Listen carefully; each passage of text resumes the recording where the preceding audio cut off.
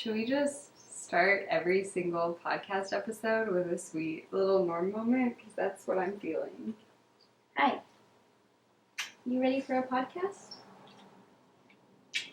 Okay. He wants kisses.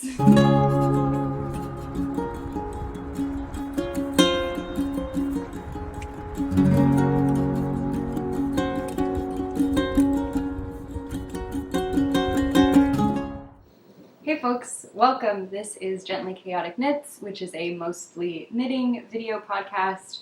Sometimes I'll talk about other crafting things I'm up to. I've got a little sewing today, just a variety of things, but almost 100% knitting. I also sometimes talk to my dog and sometimes talk about other things that we're up to. Living here in Seattle, Washington, this is not the normal cadence that this goes. So my name is Emily and I live in Seattle, Washington with my husband Ovis and our pup Norman, who is here gracing us with his presence today. Okay, I don't know if you guys heard that burp, but that's a good start, I think, to the podcast. It is a really exciting day today. There's lots of fun snow. He's gone. There's lots of fun stuff going on. Oh, he had to leave for the sunspot on the floor. Honestly, like a good call. That's reasonable. There's a lot of fun stuff. There's lots of exciting stuff. I feel like I've been hinting things and there's still more exciting stuff to come, but this is the episode. This is when the fun stuff is actually beginning to become revealed. So I'm so glad that you guys are joining me today. It is Thursday, August 25th. It's a little earlier in the day, so you may be able to tell that my lighting is a little different than usual. I had to play with the curtains so that I didn't have just like beams of sun like on my face and all over the couch. So hopefully you guys can see me, hear me. We have the windows open. It is a hot day in Seattle today. Hot for Seattle. I think the high is like upper 80s. And again, I know I've talked about this on the podcast before, so if you've watched before and heard me talk about this, please forgive me, but air conditioning not a thing here in Washington, which, as you may recall, I grew up in Oklahoma, and their air conditioning is very much a thing. I can't remember a place I ever went to in Oklahoma that did not have air conditioning. So definitely an adjustment, but we'll make it through the day. So yeah, definitely I was gonna fix my hair this morning just to, look good before podcasting. I wanted to take some photos today and stuff too. I'm going out this afternoon. And I was like, no, I think it's going to be a hair up kind of day because it's going to be hot. Definitely want the hair off of the back of my neck. And sorry, I'm already like super, super chatty and the episode just started. But I almost always, like when I was young too, would like cut my hair off super short in the summer because I just really hate having like long, heavy hair during the summer, and I didn't this year, and I am actually going to get my hair cut next week, and I feel like this could be a bad time to go get my hair cut because it's like just the start of fall, which is when I want to have longer hair, but it's still kind of hot.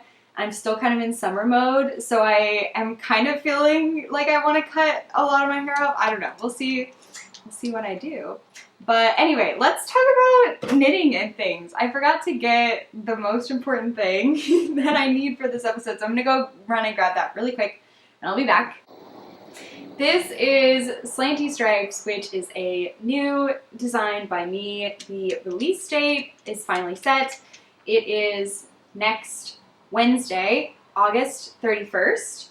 I'm so excited. I feel like this one has been more and like highly anticipated, I think, by folks than some of my, this is only my third pattern. So, but anyway, I am really excited for you guys to get your hands on it because I can't wait to see all the different versions, the color combinations, fun thing coming up that I'm going to talk about with that. But yeah, it's a fingering weight yarn. So I used all Woolberry Fiber Co. and I used several different bases of hers. I used Berry Cashmere, Berry Sock, and Berry Mini, so all different like wool blend yarns, and they all work together beautifully. Like the Stripey Turtle Tank, my first pattern, this is an excellent use of scraps, minis, just, you know, go stash busting, or like if you have gotten mini sets or advents. Okay, dude. If you have mini sets or advents or any of those kinds of things, I think this is a great pattern for that. It's a great versatile pattern. You're just licking my leg. This is so chaotic today. I'm so sorry. Here, you want to be covered. Is that the situation? I will help you. There you go.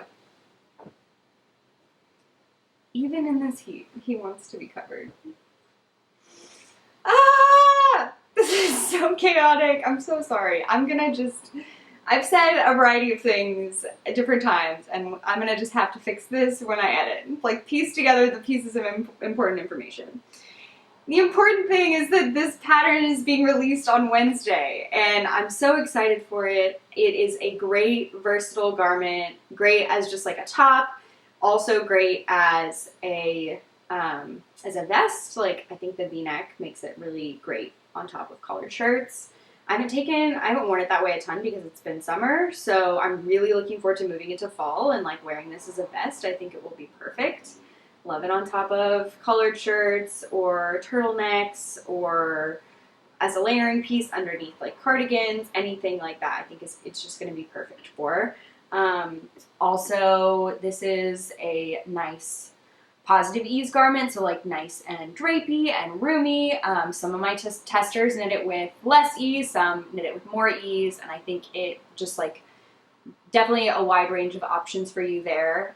There is, yeah, whatever, you can knit this at like whatever kind of positive ease feels best to you, and I think it will look great.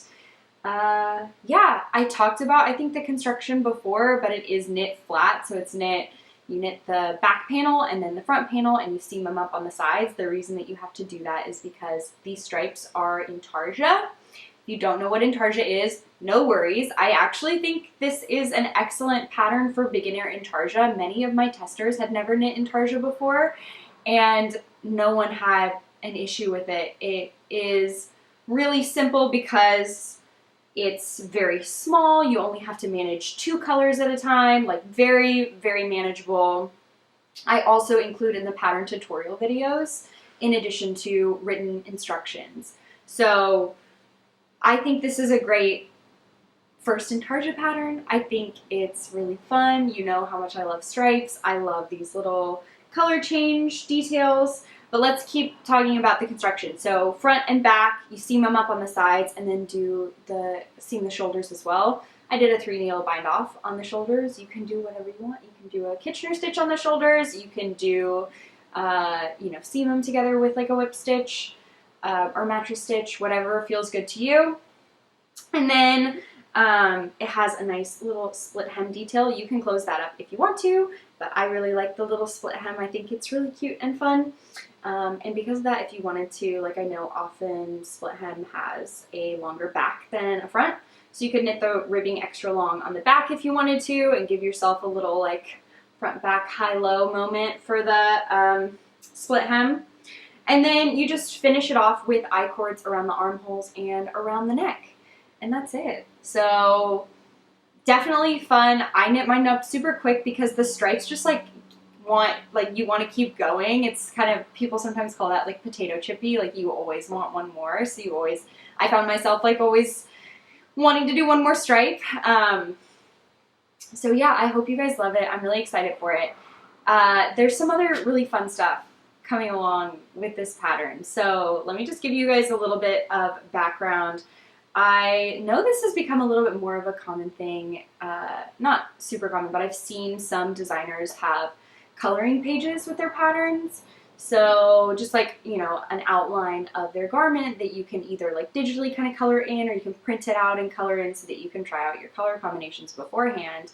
And I hadn't really considered this, although this pattern is just like so perfect for it. I don't know why I didn't think of it before, but a couple of my testers mentioned that they thought a coloring page would be a really good idea for this pattern. And I was talking to my husband, who is a software engineer. I was talking to him about this idea, and all of a sudden was like, wow, this would be really cool if this was digital. If this coloring page was on like a website, and you could go on your phone or on your computer and you could pick your colors. And because of the nature of these stripes and the color changes, super customizable. So you can decide, there are two different types. There's like a right slant and a left slant, and you could decide like where you want to put those. You could drag them.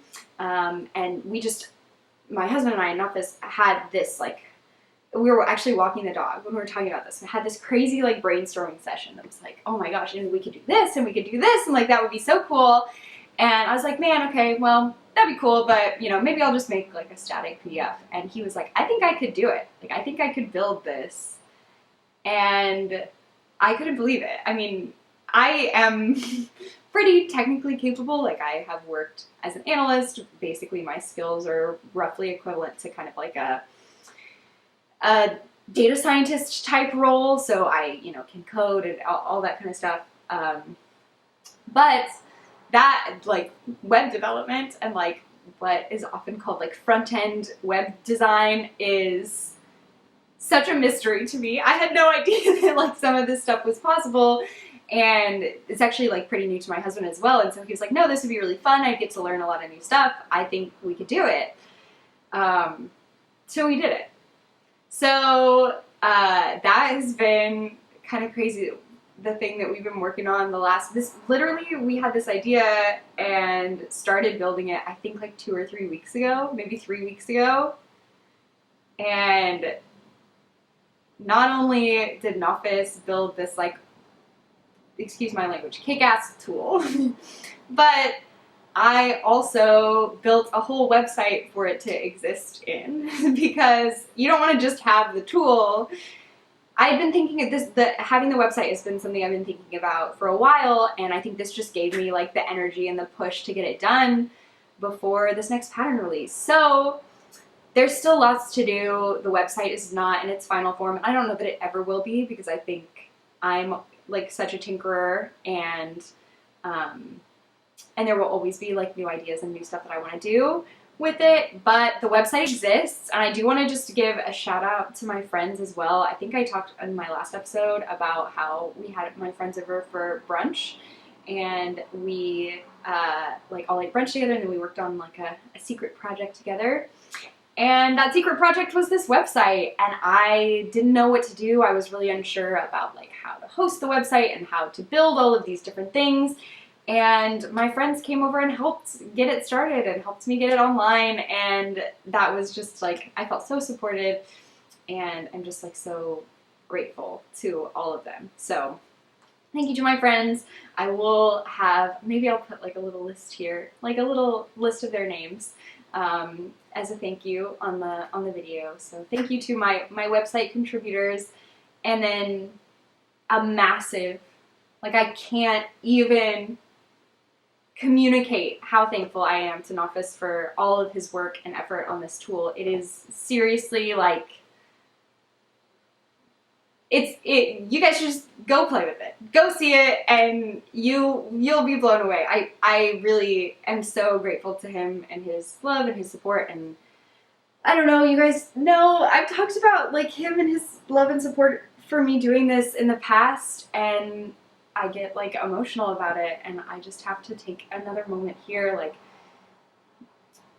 I don't think there are a lot of people that would be as kind and loving and supportive of me making like such a significant change in my life. And if you guys don't know what I'm talking about, briefly, I left like an office technical job about 6 months ago to pursue working in crafting and yarn. I work part-time at a yarn store now, and I do designing with the rest of my time, and my husband has been truly just an angel. I mean, he's been so supportive of me in every single possible way, and then to spend his time outside of his coding job to code for this website is just, I don't know, I feel very loved and supported. So I hope you guys love it. What I'm going to do now is I'm actually going to cut from this video and I'm going to put in a video of me showing you guys the website and playing around there. And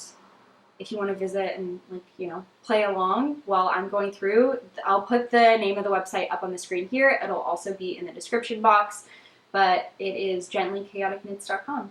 And if you want to play, just go straight to the coloring tool. There is, in the menu at the top, there's just a little menu item that says coloring page. That will take you right to it. Or I think, you know, there are other ways to get to it through the pattern page and a variety of other ways. But yeah, I'd love for you guys to play with it. And if you want to knit a Slanty Stripes and you want to try out some color combinations first, please hop on the website and play around because it's really, really fun. Yeah, and I'm really excited by it. So cut to me walking through the website now. Okay, hi everyone. You should be able to see my computer screen now. This is the website, and I'm so excited to share it with you. It's been a ton of work and effort, and I can't believe it's finally here. But this is the homepage, so hopefully you can see my cursor. This is just like a little home navigation button. There's like the navigation page at the top. You can see all the information about the upcoming release of Slanty Stripes. There's also a little newsletter widget here. So if you want to add your email, you can sign up for the newsletter. I'm not planning to send a ton of stuff out, but just like for testing calls and pattern releases, that kind of stuff. And then just a little Instagram widget as well. But up at the top, you can navigate to my pattern page. This has information about my published patterns, and you can either click here on the images to see more information about the patterns, or you can go just to this navigation header as well, and you can see information about each of the patterns there with some photos, and each has a link to purchase on Ravelry as well. And I'll skip this and then we'll go to it at the end, but there's also an about section, so you can go here and see just a little information I wrote up about myself. And then there's also a little bit of information about the video podcast. So you guys probably already know about that if you're watching this now, but here's some information in my most recent videos as well. Then the final page that I'm the most excited to share with you is the coloring page. You can go here, or also there's a link to it from the home page if you click this little visual here. And there's some instructions at the top, but I'll just tell you all how to use it. So this whole image here of the front and the back of the Slanty Stripes is all interactive. These little color pickers at the bottom, you can click and change. So you can change the color. Let's say we want to change it to be a little more pink or something like that. You have to click away from it to make it apply here to the garment. And you can modify the contrast colors as well. My original Slanty Stripes only has 5, so only these first 5 are kind of in play from the beginning. But if you want to add others, they are here, so you can add them. But you can modify the colors. So if you click on the little color here, let's say I want to make this like green instead or something, that will affect the garment here. I can also select a color, so select this blue color, and let's say I want to make the stripe blue as well. I can do that. And then the most fun part as well is that you can actually drag the stripe location or the slant location, and if you click it, you can change the direction of the slant as well, which is really fun. So you can do all of that. Let's say you made some changes and you don't like them, you want to try another color combo, you can click start over, and that will take you back to what you started with. And that's both the color and the stripe location, and everything will be like my Slanty Stripes. And then once you're done fiddling around, you can save the image if you'd like to. And here we can open it and you can see what that looks like. Oh, you may not be able to see it because I think I'm only recording just this window. So you may not have seen that, but go ahead and give it a try and you can see what the image looks like. But I can also click open image here and you can see it here. So this is in window what a little savable image looks like. This does work on mobile as well, so if you want to do this on your phone, you can, and that was the intent of this image size, is so that you can save it for later, you can refer back to it, or you can post it on Instagram. It's a great size for that as well, so that I can see it and you can share it with your friends, and yeah, get all prepped for the release. So one note I'll say quickly here, if you are an Android user, you should be able, you should be able to click save image and it'll download the image and you can find it like in your file folders like usual. It sounds like for some iPhone users there may be an issue. Once you click save image, it's kind of hard to find on your iPhone, so you can just click open image on your iPhone and long press it and save the image that way, like you normally would. So that's it. I again just want to give a huge thank you to my husband Ovis for all of the work that he put into this.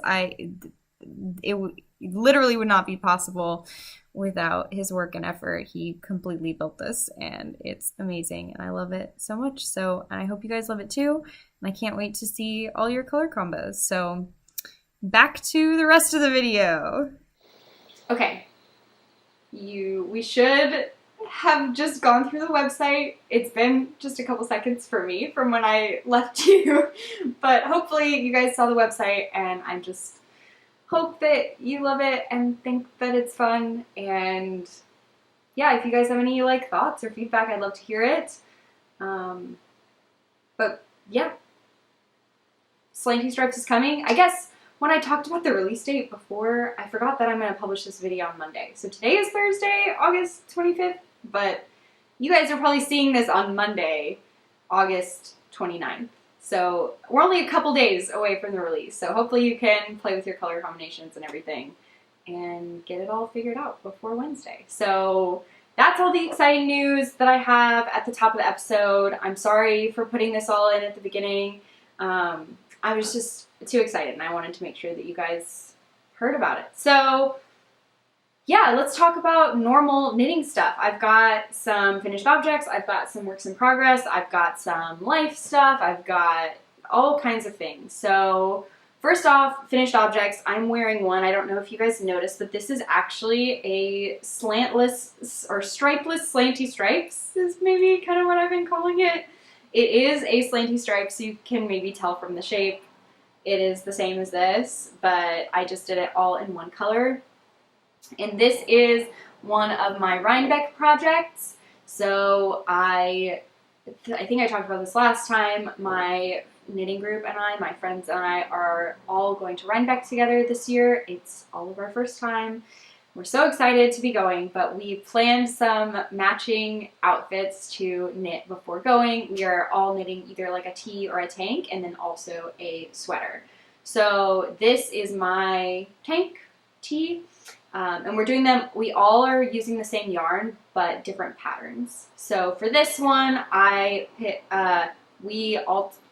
to do a slanty stripes. Sorry, my brain was going on two different tracks at the same time. I picked to do a slanty stripes, but without the slants, just because I really like the shape and I thought it would be fun. And the yarn we picked together is Ritual Dyes Maven in the Amber Resin color. And you guys may remember I got some of this yarn in Portland when I went to the Rose City Yarn Crawl earlier this year. And I love the color. And so my friends loved it too. So we are knitting using this color. I had a skein already, and then I used some that my friends ordered. I used some of their yarn as well to make sure that I had enough.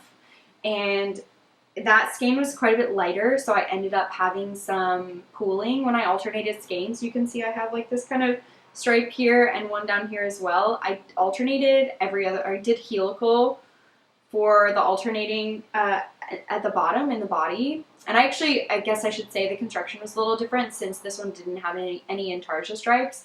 I knit the body in the round just to make it quicker and easier.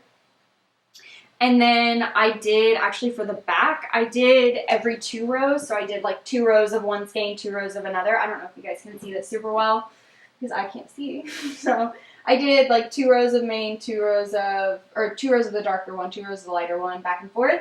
And then for the front, I was actually worried I was going to run out of the lighter one that I had. So I did 2 rows of the darker one, 1 row of the lighter one. No, I guess it would have been 4 rows of the darker one, 2 rows of the lighter one because it was flat, so I had to get it back to the edge to swap colors. I don't know if that makes sense, but that's what I did for these 2 parts. And I like the way that the like pooling worked out for these a little bit better. I don't know if you can see it. Like, I don't know if it's super noticeable, the pooling. Maybe it is a little bit, but that's okay. I'm pretty happy with it. This is actually the size 1. So my first one, I knit the size 2. And this one gives me like roughly 7 inches of positive ease. And I actually took this off the blocking mats this morning. And I haven't measured it, but I would guess this one gives me closer to like 3 or 4 inches of positive ease. So definitely closer fitting. My gauge may have been a little bit different on this one because it does feel still like kind of roomy. So I may have more than that. Maybe I would say closer to like 4 inches of positive ease on this one. And I really like the fit of both of them. I think they both fit really well. I think it just depends on your preference, whether you like more or less positive ease. Let's see, what else? This is knit on a US size 3 needle. And I think I already said the yarn is Ritual Dyes Maven, which is a fingering weight yarn. I believe it's an 80/20 superwash merino nylon, although it may be 100% merino. I think it's 80/20 merino nylon. And yeah, the color is Amber Resin. It's a beautiful color. I think I've been really into these like peachy, pinky, orangey, like terracotta-y colors recently. And I'm realizing that I'm not 100% sure if I love them on myself, but I love the color themselves. Like if I look at the color, I really love it. And like, I'm fine with that.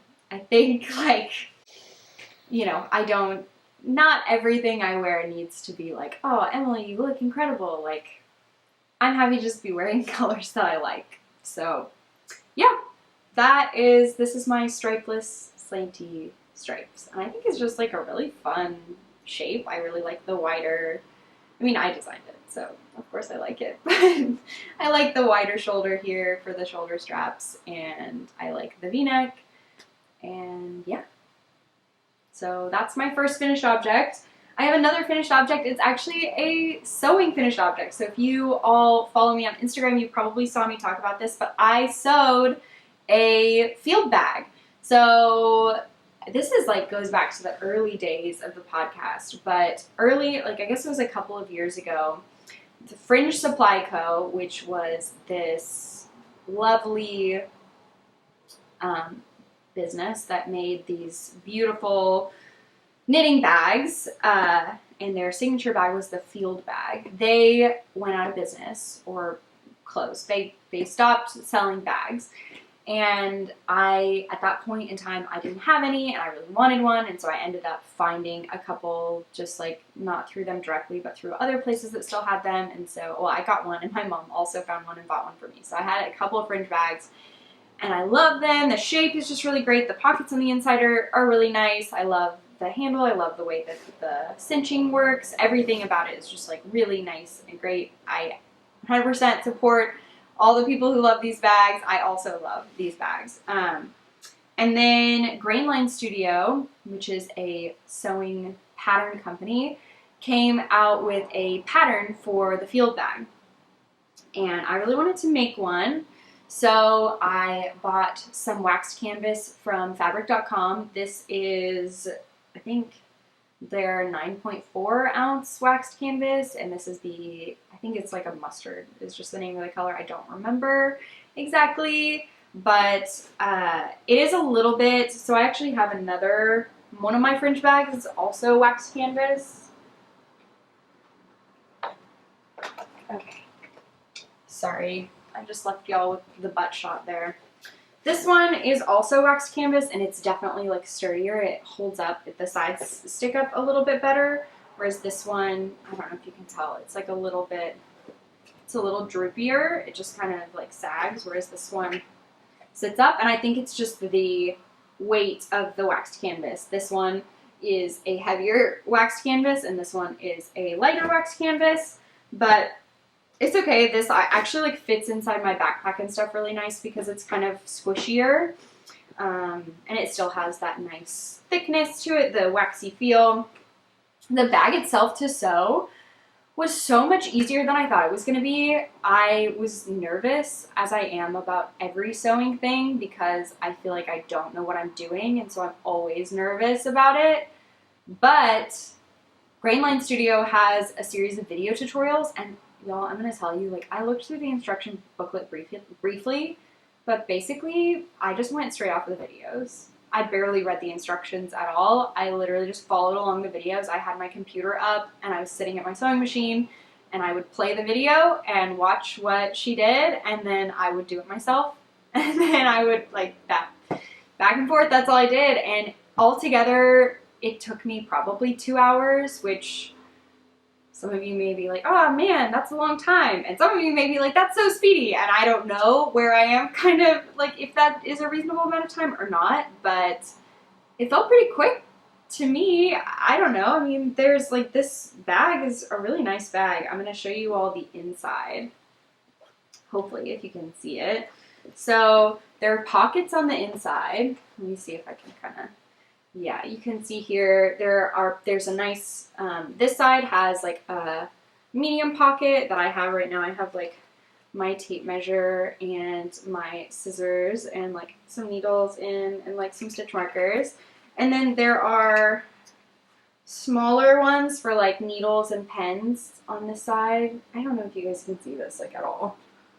There's like the smaller little tall pockets, and then on this side is just one larger pocket that I have like all my yarn labels and stuff in. You can see I marked here where I was supposed to put the grommets. I don't have the tools I need for putting grommets in. Grommets came with my kit. Oh, I should say this. I got a kit for making the bag from, I actually think I got this kit from Purl Soho. For some reason I feel like I got it from Purl Soho. But I looked recently because I bought more kits. Spoiler, I want to make more. But I got my kit from Purl Soho and it came with the pattern, and then it also came with the drawstring and the little like wristband, like the little cord here. And then it also came with grommets, but I still needed to get the tools to actually insert the grommets. So I have not yet done that. I think I still can. I'm hopeful that I still can. But I'm going to try to get them so that for my next couple bags that I make, I can put the grommets in as well. But I got 2 more kits because I'm not sure exactly where I cut off there, but I got 2 more kits. These ones I actually bought from Grainline Studio directly, and I already have the pattern, so I didn't need to buy the pattern again. So I just got the kits that have like the things you need to make the bag. So like the drawstring and the cord and the grommets. I got 2 more. I got one to make a bag for my lovely tech editor and friend Sylvan, who deserves everything in this world, truly.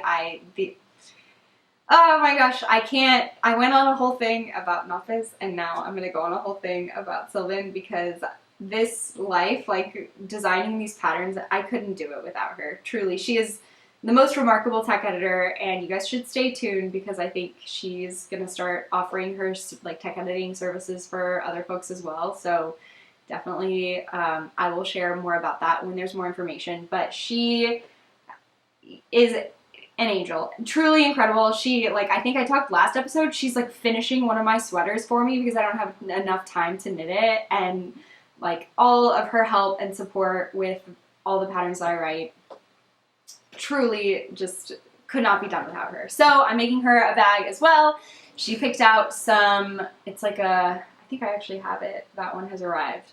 She picked out like a dark red, almost like a purpley, like a mulberry dark, I don't remember what, the fabric had like a color name that I think would describe it well. It is just like that like dark plummy like wine red, and wax canvas as well, but I got it from a different place. I wanted hers to be a little bit thicker so it stood up a little more. I think I actually got it from Klum House. I don't know how to pronounce this. They have a ton of like bag patterns, but they also sell like the fabric and the notions and stuff separately, and I believe they're in Portland, Oregon, because the fabric came to me very quickly. So I bought the fabric for her bag from there, and then I'm also making a bag for one of my other friends. She just got into crafting. She just started crocheting and is doing the little amigurumis. I don't know if I said that right. And wanted a bag for her stuff, and her birthday's coming up. So I got the wax canvas for her. She wanted a green, like either like an olive or like, I think the name of the fabric I got was like military green. And I got that one from Blackbird Fabrics. And I'll link these like fabric places down below in case you all are interested. But it is also a heavier wax canvas, so I think hers will be like a little bit sturdier than mine as well. So yeah, hopefully they'll like it. As soon as I was waiting for the second fabric to arrive, it has not yet arrived, because I want to like sew them and like cut them together, just do it all kind of in one go, because I think it'll be quicker that way. But one thing I will say about the waxed canvas is that you can't really like iron it because it's waxed. So I just finger pressed everything, which basically means instead of ironing it, I just like pinched it together, like folded it and pressed it whenever I was supposed to like, you know, press a seam or whatever. And I personally loved that because I did not have to get out my ironing board, and I could just stay sitting at my machine and like press the fabric, like squish it and crimp it down so that I had my little pressed seams in there. So I may be a waxed canvas convert now. Like, I may only want to sew things in wax canvas because I don't have to press them. So you'll just watch me. I'm going to make like all my clothes out of waxed canvas now or something. That probably wouldn't be very comfortable.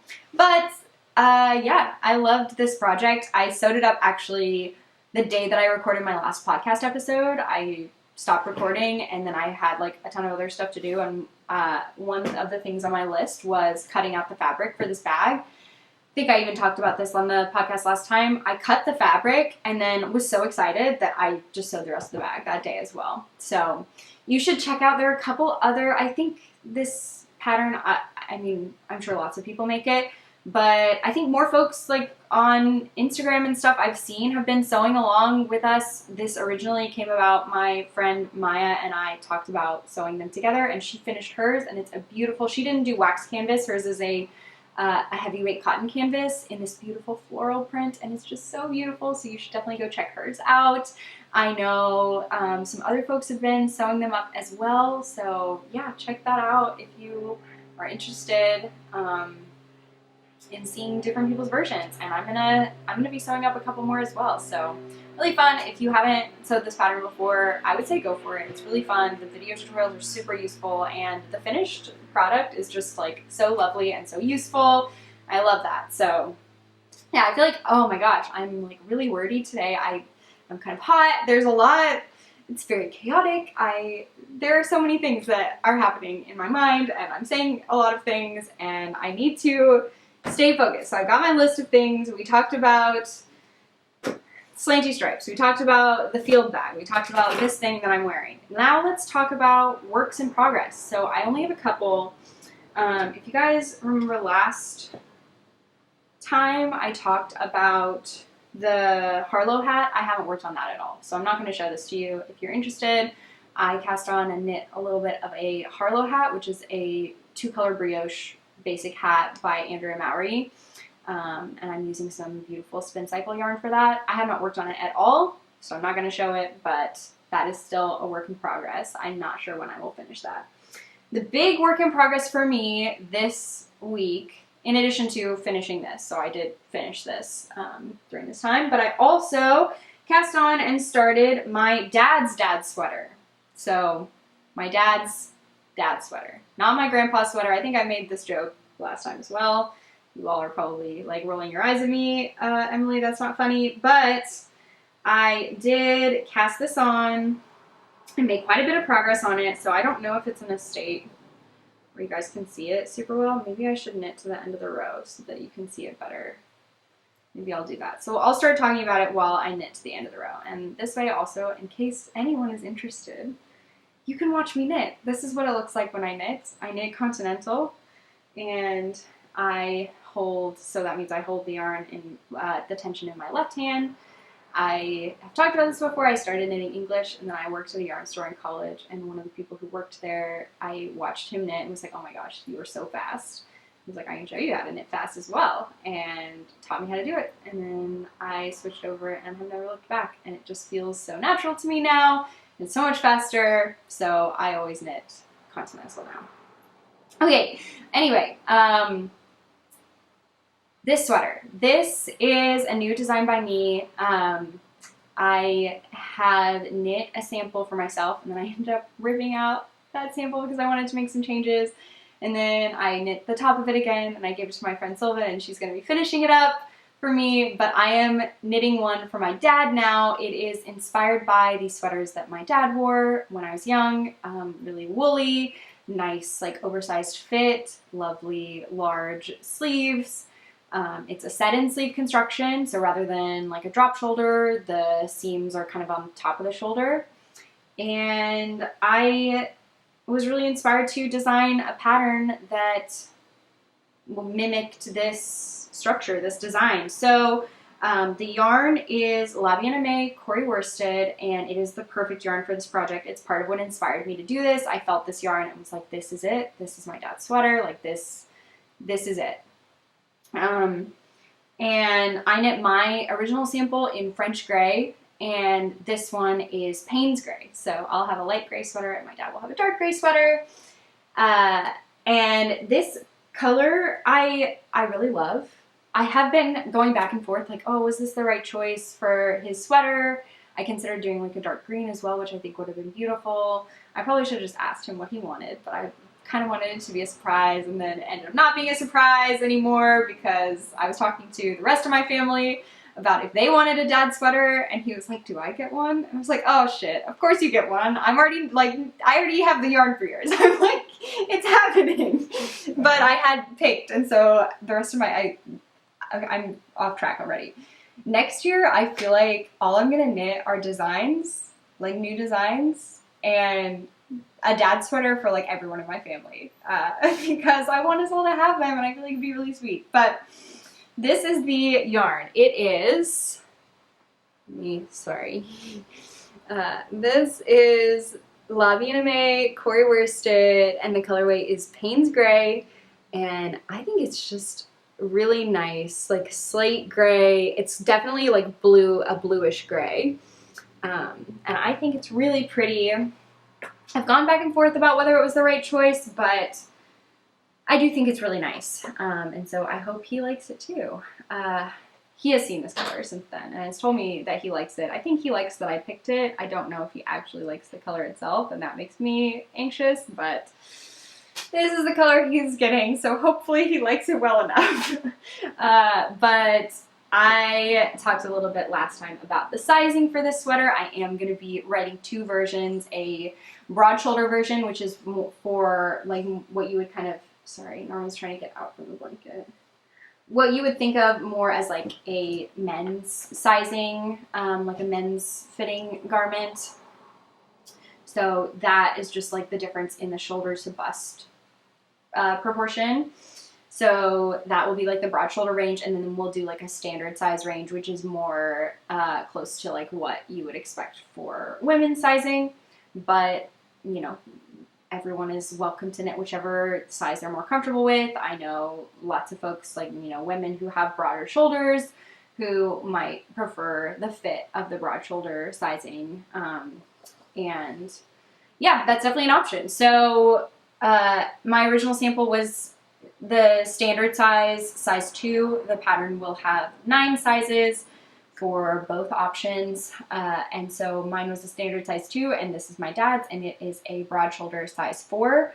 Holding it up to myself, I'm like, oh, his shoulders I think are like bigger than me than this is. So hopefully this fits him. I have his shoulder, like his measurements and everything, so I can measure and make sure. But this is it. Yeah, you start at the back and cast on and do some short rows at the top of the neck, and then the armhole shaping on the sides to get the wider circumference of the bust. And then I picked up and did the right and left fronts and have joined them right here underneath the neck.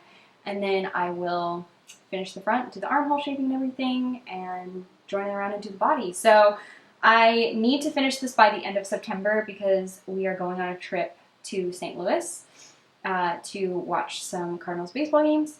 And I'd like to give this to my dad. His birthday is actually next week, but I will give this to him in person when I see him at the end of the month.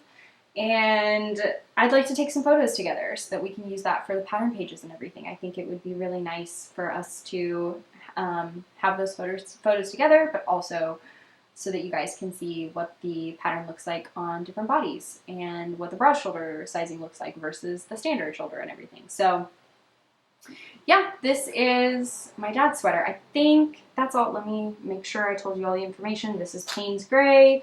I used just a US size 6 needle. That is just, I think, pretty standard for this worsted weight yarn. The yarn is a Corrie and Falkland blend, so it is a very nice kind of like toothy woolly wool. Really lovely. And it's knitting up super fast. I worked on this actually quite a bit. I'll talk about this in a second. Ovis and I went on a spontaneous weekend trip last weekend to the San Juan Islands, and I worked on this project quite a bit. I was still on the back panel when I was working on it, and I had never really done this before, but I did some walking and knitting. I know some of you do this as well because I put an Instagram story up and I was surprised by how much. I thought this was like a thing that maybe like 10-20% of knitters did, but I think it was like 40-45% of you said that you walk and knit. And if you don't, you should definitely try it because I had never really done that before. But we went to a disc golf course and Ovis was playing disc golf, and normally when he plays disc golf I have Norman, but he was at home. So, well, not at home. He was with our friends who were keeping him for the weekend. At home in Seattle, and I was like walking through the disc golf course with Ovis while he played, and I was knitting while I went, and I got like such good progress on this. Okay, my battery died, and then I went to the bathroom and I came back and I put in a new battery, and that one somehow like didn't have juice in it, and so I put in this one, but I don't know how long this is gonna last. So hopefully I can get through the rest of this. I definitely do not remember what I was saying before. So something about this sweater, was I talking about the yarn? Maybe? I think I said that it was a Corrie Falkland blend. It's a worsted weight yarn and knits up really nice and quick. I was working on it when we went to the San Juan Islands, and I'll talk about our trip in a little bit if I have the battery for that. But yes, it is a beautiful yarn. It's a beautiful pattern. I love that I'm making this for my dad. It feels really special to me. And I am hoping to have it ready for when I go to St. Louis at the end of next month so that we can take pictures together. I don't know how hot it will be, so we may be sweating with our woolly wool sweaters in September in St. Louis, but hopefully it won't be too bad and we'll get some good pictures together. So that is my first work in progress. My second one I actually cast on this morning. So I am headed this afternoon to a baseball game. I'm going with one of my friends and former coworkers. I'm just gonna go, it's an afternoon game today, so I'm gonna just head to the stadium and hang out for a bit, and I wanted to have a project that I could take with me to knit on at the game, and I talked to you guys a little bit about this yarn and maybe casting on this project. I know I have so much other stuff to knit, but like, I'm not going to take this sweater to the game because it's like too big to take in through the security and everything, and I just like to have a really nice small project. So, you know, I thought I might as well cast it on because otherwise I'm not going to knit on anything at the game, and what horror that would be. So I cast on this pair of socks. The yarn is really the star of the show here. It is Ovis, etc. Igneae, which I've worked with before. If y'all remember, my moonset tee that I knit earlier this summer was knit in this yarn. It is a wool, Aimee, and silk blend. 60% wool and 20% the other two, I think. Aimee is a plant fiber. So it is definitely like tough enough, sturdy enough for socks, but still like nice and lightweight. That's why I thought it was a good fit for a summer top. It's a fingering weight yarn, and this colorway is called Confetti, Pine, and Pink, and I just have to give y'all a close-up because, oh my word, like, look at this. Hopefully it'll focus so you guys can see the speckles really well. There we go. So it's this beautiful, just like pine greenish color, but it also has these little specks of pink. And I cast on, I've done barely anything. I cast this on this morning. But I do have a little bit of the cuff, and you can just see these little bits of pink in it. It's so fun. I just love it, and I think this is just going to be such a delight to knit up. Like, I think this one is going to be, like, the experience is going to be in knitting it, just because, like, coming across those little pink, coming across those little pink flecks is just really fun. So yeah, I cast this on and I will take it with me to the Mariners game today. And I think Knox and I are going to go to a game on Sunday as well. So maybe I'll work on this on Sunday too. So I don't have a pattern that I'm following for this. I never do with socks anymore. I feel like I just do whatever I feel. So I don't know. Maybe I should write some of these down. But most of them are like really basic socks, so, you know, I think there are plenty of basic sock patterns out there. But I'm just doing a 2x2 rib for, I'll probably do it for like 1.5 inches. I want like a little bit of a thicker cuff at the top, and then I'm going to do a vanilla sock, so I'm just going to do knit around for the whole leg. I think that would be best just to give the yarn the opportunity to really shine. So I will do that, and then I always do my socks top down. I'll do a normal, probably slip stitch heel. And yeah, I'm doing 56 stitches around on a US size 0 needle. I have talked to other people. I think my sock gauge is just crazy loose. And I also have really skinny feet, so to get socks that fit me, I have to do 56 stitches and I have to do a US size 0 needle. Otherwise they're just too big. They're just too big. So yeah, I cast that on this morning, wound that up, and I'm ready to go to the game with that. And that is pretty much all I am working on. I did start a swatch for my Rhinebeck sweater. So I talked about this last week as a planned sweater, and I have not started yet. So there's a story here. I mentioned that this pattern that I was planning to make is the Wayne sweater by Nordland, which is, there are a couple of things that I don't love about it. I love the way that it looks. I love the way that it looks. It's a beautiful cabled sweater. I mentioned last time that the pattern is not fully size inclusive, which is something I don't love about it. I don't feel horrible about supporting Sari because all of her more recent this is one of her older patterns. All of her more recent patterns are size inclusive, and so I know that I'm supporting a designer that cares about this. So it's less of an issue of that for me, but I do want to make sure that the things that I knit are like other people, you all that like watch the podcast and see them, all of you are able to make it as well. So I had like this feeling that I was unsure about. I love the pattern so much, and like it was to the point where I felt like I needed to make a decision, and my heart was kind of set on it, that I was ready to like move forward with it, until Sari posted a new pattern on her Instagram, and she's not even finished knitting the first sample, so I haven't even seen the whole thing.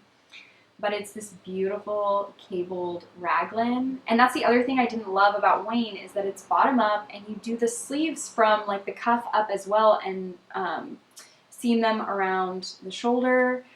And I just didn't want to do that. Like, I'd much rather do a top-down sweater. I'd much rather do a raglan. That way you can try it on as you go, and it's just like my preferred construction.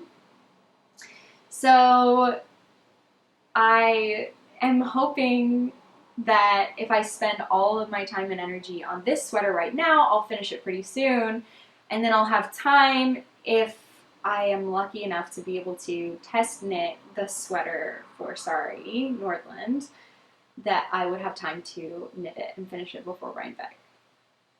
I think it's called the Aurelia, Aurelia, I believe, Aurelia pullover. And I know that's probably crazy because I'm kind of cutting it close with my Rhinebeck project. So if I talked about this a little bit earlier in the podcast and also last week, but my friends and I are knitting matching Rhinebeck shirts and sweaters. This is the shirt that I finished already, and I need to do the sweater. And the sweater, we are using Ampersand, which is the in-house yarn for La Mercerie. It is a beautiful Corrie wool. And this is the DK weight, so the Jensen DK base, and the colorway Grisaille 01. And so I started swatching for the Wayne, and I think this might actually be the same like fabric, the same stitch pattern and needle size and yarn weight for the new pattern. So I didn't rip this out just because I thought it might also work.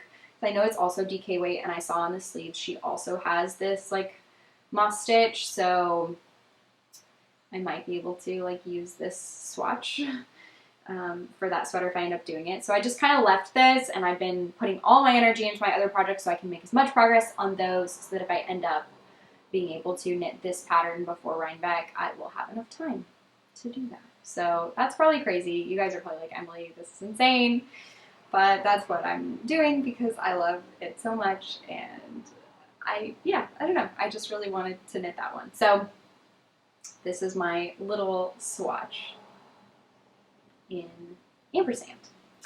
And that's it. That's all for works in progress. I feel like I have already talked for an eternity. I still had a couple other things I wanted to say though. Briefly. I got a new plant. I don't have any like yarn or crafting acquisitions other than like I shared, I think, these 2 sweater quantities last week that I got. Oh, kind of like those together, though. Gray, am I right? I got a new plant, so those of you that have been following for a while know that my mom got me a plant subscription last year for Christmas, and so every month I get a new plant sent to me in the mail, and this is my plant this month. It's a cute little baby heart. It's just really precious. I looked it up. This one also was like a surprise plant. The first like 4 or 5 months, they told me what the plant was. And in the last couple months, they just like send a plant in a box with a card that says surprise plant, mystery plant. And they don't tell me what it is. So I'm not sure why that is. But this one was pretty easy to look up. I believe it is colloquially called a Hoya heart. I think it has another name, but it is like a Hoya. I think it's like Hoya Care or like Hoya Kelly or like Kellery, something like that. I don't know. I'm just gonna call it Hoya heart because it looks like a heart. This little planter I got from like years ago. Nofis and I went to Portland for like a little weekend trip, and we went to the Portland art market, and I got this planter, and I love it. Let's see. It's not focusing on the plant. There we go. That is the little Hoya heart. It's just like really thin. You can see from the side. It's just a little guy, a little heart guy. So that was a fun plant for August. Other news, I talked about how Nofis and I went to the San Juan Islands last weekend. We had a great trip. I'll tell you guys a little bit about that. We ended up going on like a spontaneous trip because La Mercerie is moving, and normally I work on the weekends, but because we were kind of in between shops and Jess, the owner, was dealing with like getting all the furniture moved and stuff, I had a Saturday off. So I asked Nofis if he like wanted to do anything, if we should go anywhere or do something, because I had a Saturday off, and we decided to go to the San Juan Islands, which are just this like beautiful little cluster of islands that are off the west coast of Washington. And there are a couple. The 2 largest ones that are most popular are San Juan Island and Orcas Island, and we couldn't decide which one to go to. I actually messaged my friend Maya, who has gone there a ton and had all the recommendations for us, and we ended up doing like most of the things that she recommended. But we went one day to San Juan Island and one day to Orcas Island, and we had just like a really nice relaxing trip. We had ferry troubles. We had several ferries that ended up being much later than we were expecting. One, actually, the ferries were so off that day that they ended up, I think, canceling a sailing. And so then all the people who had, so we got reservations for the ferry because we were driving our car on, and all of the people who were scheduled to be on the ferry that got canceled got pushed to the next one. And so then we were like a couple after that, and we got pushed. So basically everyone got pushed to the ferry after the one they were planning to take. And so we ended up getting on a ferry. We were planning to take a ferry at like, I think it was like 6 o'clock or like 6:30, and we didn't get on a ferry until like 10 o'clock at night, which was fine. We were planning to head back to the mainland and eat. We were staying in Anacortes, which for those of you that are around here know that that's kind of like the port city to get to the islands really easily.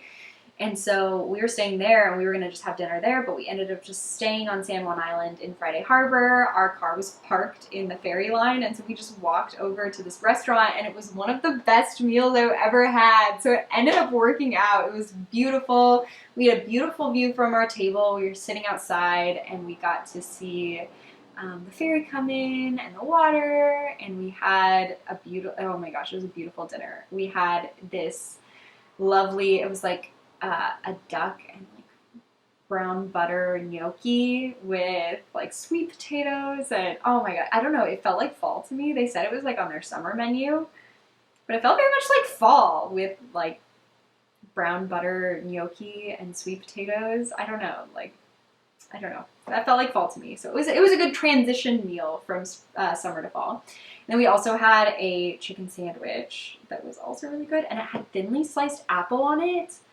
which was so good, and I want to put on all my sandwiches now because it was just like a little crisp and sweet. I really enjoyed that. So we had that meal. The rest of the day on San Juan Island was lovely. That was when we went to the disc golf course.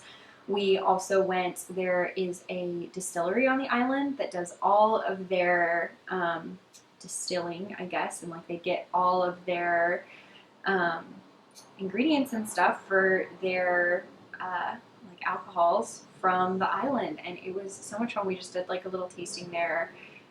They had some lovely ciders and like gins and everything. It was really fun.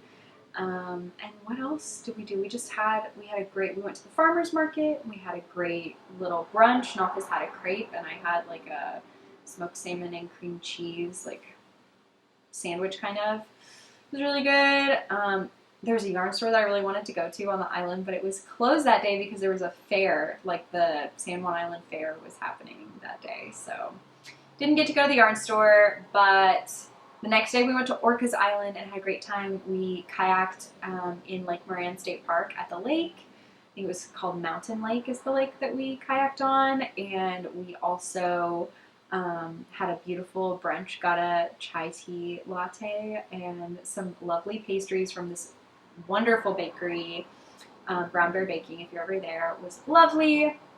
And then later in the day, we drove up to there's a mountain on the island called Mount Constitution that we drove up to the top, and we had beautiful views of the water, like basically every direction. And we went and got ice cream, and then we had a lovely dinner as well at this place. I think it was called New Leaf.